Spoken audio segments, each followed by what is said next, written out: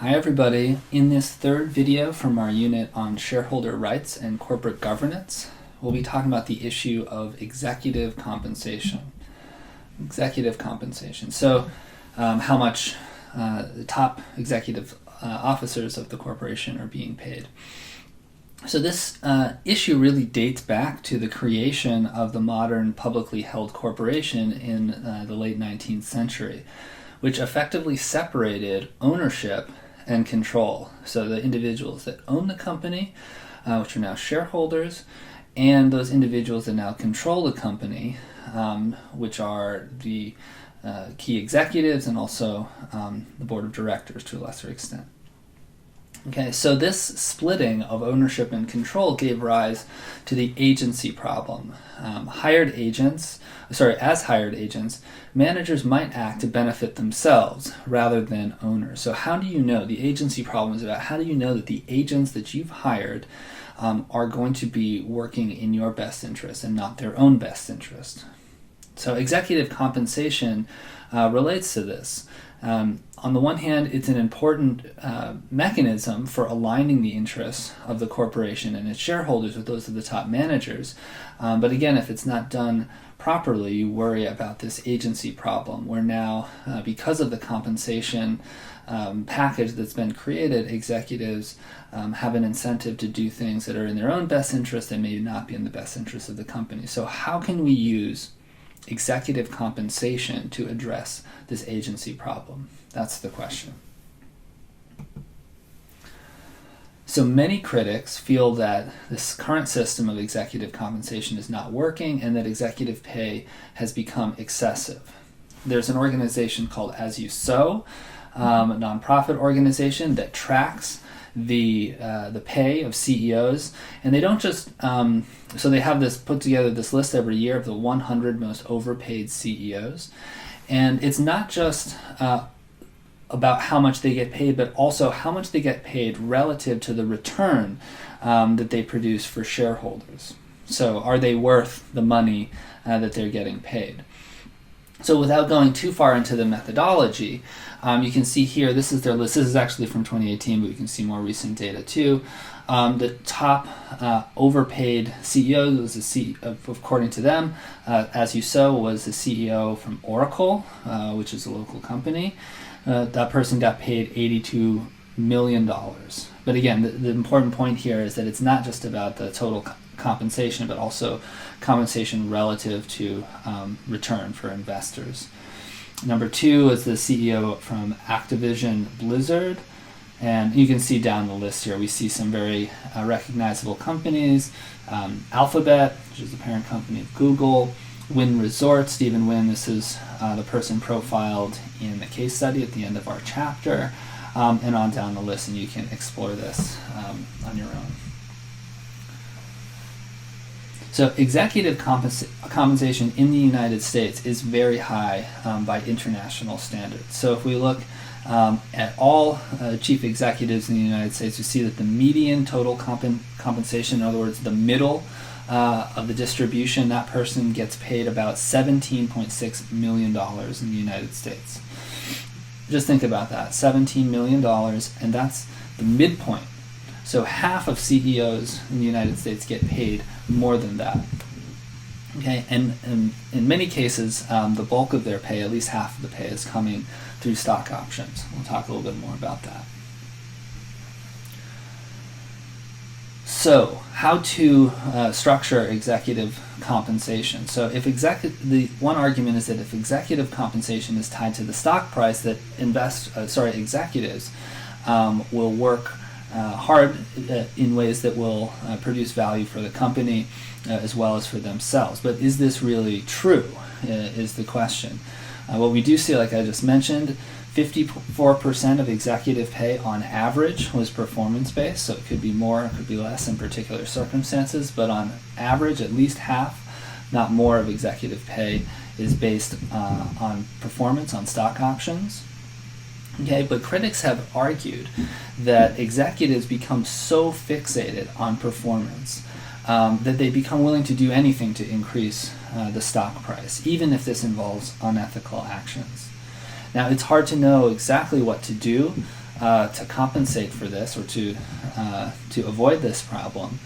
But that's something that people have observed, that not only are CEOs getting paid a huge amount of money, but they're getting paid in a way that leads them to focus on the short-term financial performance of the company measured by its stock price, rather than maybe on the long-term value that the company provides for its stakeholders. Again, in a comparative perspective, we see that executive compensation much higher in the United States compared to virtually any other country on the planet. So this should give you pause. I'm not saying that this indicates that America has a problem. What it does say is that America is different. America is at one extreme end of the spectrum. And so it's worth thinking about why that is and whether it's a good thing. If you look at how much CEOs get paid relative to average employees in a company, we see that it's about 300 to 1.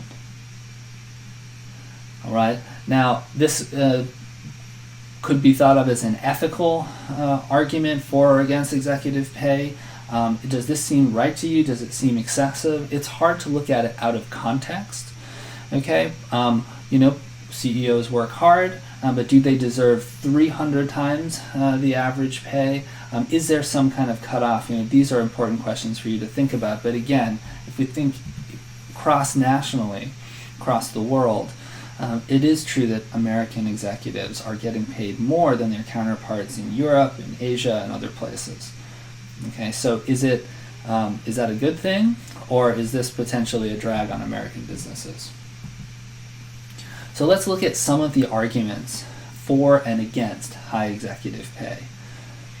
So in favor of high executive pay, some people argue that well-paid managers, well-paid executives, are simply being rewarded for outstanding performance. So people who are in these roles and are doing very, very well at the helm of very large, powerful organizations are simply getting rewarded for the good work that they're doing if they get paid this kind of money. Second, high salaries provide an incentive for innovation and risk-taking.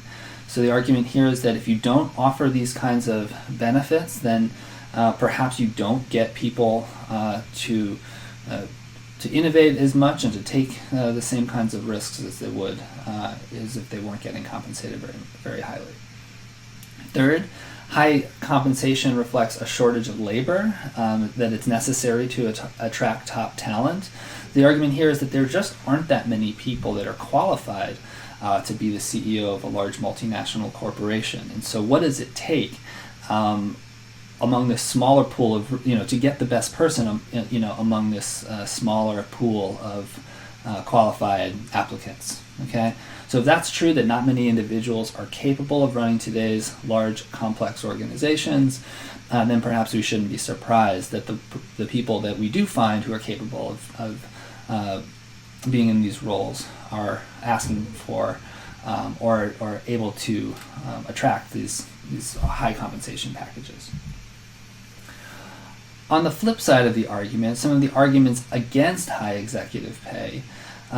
First, inflated executive pay hurts the ability of U.S. firms to compete with foreign rivals. As we just saw, American executives get paid a lot more than their counterparts from companies based in other countries. And to the extent that this money is not a good investment, in other words, it's not leading to more innovation, more risk-taking, etc., the kinds of things that we were just talking about, then it's taking money out of other parts of the company, whether that's wages for other people or money for research and development that might allow those companies to be better positioned competitively with foreign rivals. Okay, foreign rivals that pay their executives less. Second, the argument that high executive pay causes mid and lower level employees to feel that they are not receiving their fair share. This gets back to this ratio. Think about being sort of rank and file worker at a company where the CEO is getting paid 300 times what you are. how do you feel in terms of your contribution to the firm, and then how you're compensated for that contribution? Do you feel that that is fair compensation based on the work that you do, or do you feel like you are not getting your due? So that's an argument perhaps for an argument against high executive pay, that it makes workers feel like they're being undervalued. Finally, empirical evidence finds a weak relationship between executive pay and company success. So it's not to say that this relationship can't be true in particular circumstances. Again, not to say that there aren't executives who get paid a lot and deliver results that make it seem worthwhile to pay them so much. But when we look across many firms, it's just empirically not there that there's a strong relationship between executive pay and company success. So again, not necessarily the case that it's not true. It may be true in particular circumstances, but on average, we just don't see that relationship is there. Okay, so this is for you to think about again, which of these arguments for or against high executive pay seem most appealing to you? Where do you side on this argument? Worth thinking about. Finally, it's just important to note that in the United States, corporations do have some requirements to fulfill regarding executive compensation. So first, they have to disclose the top 5 executive salaries and compensation packages and explain a rationale for why they pay these people what they do. And then finally, as part of the Dodd-Frank Act, there's a say-on pay provision, which is mentioned in the quiz from this unit, that requires public companies to hold non-binding shareholder votes on executive compensation at least once every 3 years. So, this gives perhaps some oversight. These two things combined, they have to publicly held corporations have to disclose the top 5 compensation packages and explain a rationale for it. And then once every 3 years, they give shareholders the right to have some kind of say. So they have to do this. They have to have that vote. However, the vote itself and the results from that vote are simply advisory. So if shareholders demonstrate in this vote that they feel that the executive compensation is too high and can't be justified, the company is not actually required to do anything as a result of that vote. So the say on pay is really just advisory, but nevertheless, it is something and could send a signal to management that there's a problem here that they should address.